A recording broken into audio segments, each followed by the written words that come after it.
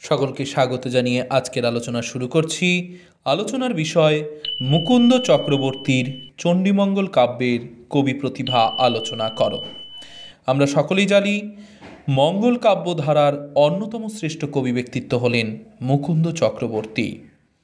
যদিও চণ্ডীমঙ্গল কাব্যের আদি কবি বলা হয় মানিক দত্তকে, কিন্তু শ্রেষ্ঠ কবির তকমা দেওয়া হয় মুকুন্দ চক্রবর্তীকে।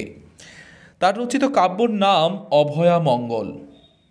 তার পিতৃপুরুষের বসবাস বর্ধমান জেলার দামুন্না গ্রামে।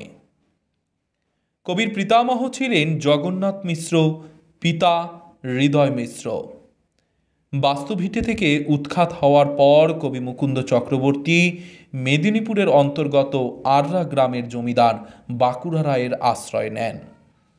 তার গৃহে তার পুত্র রঘুনাথ দাসের গৃহশিক্ষক রূপে নিযুক্ত হন মুকুন্দ চক্রবর্তী।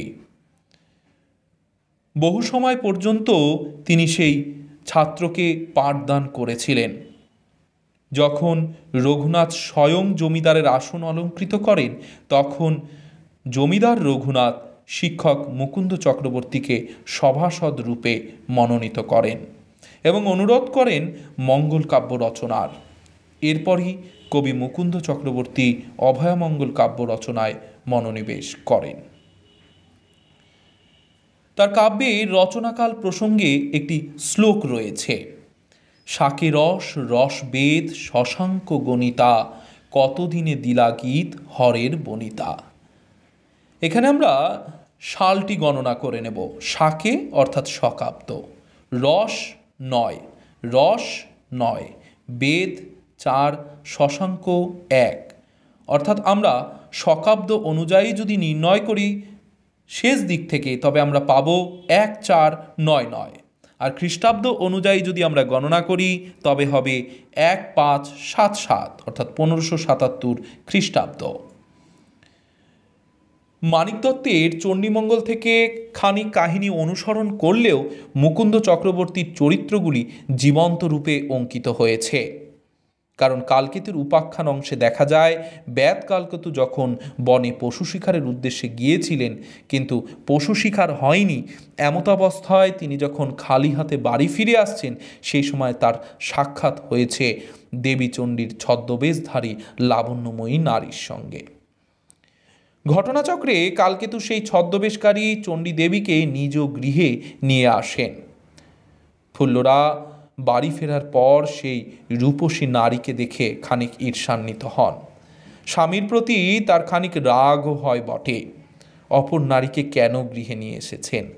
ফুল্লরা ছদ্মবেশকারী দেবীর নিকট জানতে চান তার আগমনের কারণ।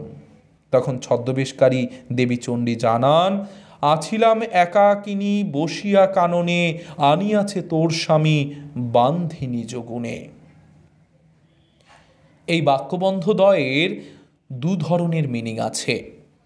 আসলে দেবী চণ্ডিকা মন্তব্য করতে চেয়েছেন যে তিনি বনের মধ্যে একাকিনী বসেছিলেন, কিন্তু তার স্বামী তাকে ধনুকের ছিলার ভয় দেখিয়ে গৃহে নিয়ে এসেছে।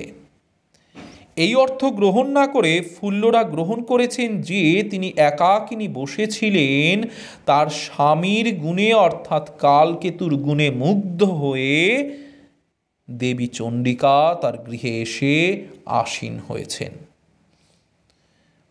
অলঙ্কৃত বাক্যদ্বয় এটি।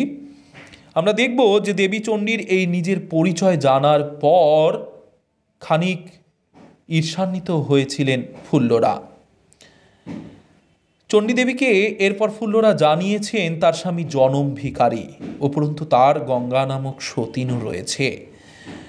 ফুল্লরা চরিত্রটি এখানে যেন অনেক বেশি গৃহবধূ বুদ্ধিমতী নারী রূপে চিত্রিত হয়েছে। সে চায় না তার সংসারে পর নারী অবস্থান করুক। সে তাই জানিয়েছে যে তার সংসারে অভাব অনটনের শেষ নেই, দুঃখ দুর্দশার শেষ নেই। তাই এই ঘর থাকার থেকে একজন আদর্শময়ী নারীর উচিত তার নিজ ঘরে ফিরে যাওয়া। এই দারিদ্রতার মাঝেও স্বামীর প্রতি যে তার গভীর অনুরাগ, সেই অনুরাগ ভাব ফুল্লরা চরিত্রটিকে অনেক বেশি অলঙ্কৃত এবং উচ্চ মার্গে বিচরণ ঘটিয়েছেন।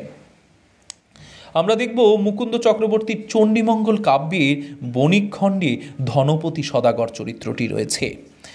যে ধনপতি সদাগরের প্রথম পত্নী ছিলেন লহনা এবং দ্বিতীয় পত্নী হলেন খুল্লনা। লহনার কোনো সন্তান নেই। দ্বিতীয় পত্নী খুল্লনা গর্ভাবস্থায় থাকাকালীন ধনপতি সদাগরের বণিক অর্থাৎ সদাগর যাত্রায় যাওয়া প্রস্তুত হয়ে ওঠে। এমতাবস্থায় বাণিজ্য যাত্রার পূর্বে তিনি প্রথম পত্নী লহনার নিকট খুল্লনাকে তুলে দিয়ে যান, তার দেখাশোনার দায়িত্ব দিয়ে যান। কিন্তু ঈর্ষা পরণিত লহনা খুল্লনার ওপর এক প্রকার অত্যন্ত অত্যাচার করেন। খুল্লনাকে দিয়ে ছাক চড়ায়, খুল্লনাকে আহার দেয় না। এমন যে হৃদয়গ্রাহ্য বিদারক যে চিত্ররূপ অঙ্কিত হয়েছে তা পাঠককে বিশেষভাবে আকৃষ্ট করে। খুল্লনার গর্ভ থেকে অবশেষে জন্ম হয় শ্রীমন্তের। বাণিজ্য যাত্রায় গিয়ে ধনপতি সদাগর আর ফিরে আসেননি, তাই পিতার সন্ধানে বেরিয়ে পড়েন শ্রীমন্ত। খুল্লনার বৈবাহিক জীবন অত্যন্ত যেমন দুঃখময় ছিল, একইভাবে সন্তান লাভের পরেও তিনি সন্তান সুখ পাননি। এভাবেই যেন মুকুন্দ চক্রবর্তীর চণ্ডীমঙ্গল কাব্যের চরিত্রগুলি দেবাত্ম হয়েও পাপভ্রষ্ট মর্ত জন্ম নিয়েও মানব চরিত্র রূপে অঙ্কন হয়েছেন। এখানেই তার কবি প্রতিভার উচ্চ মার্গ অলঙ্কৃত হয়েছে। ধন্যবাদ। আলোচনা ভালো লাগলে অবশ্যই লাইক, কমেন্ট অ্যান্ড শেয়ার করবেন।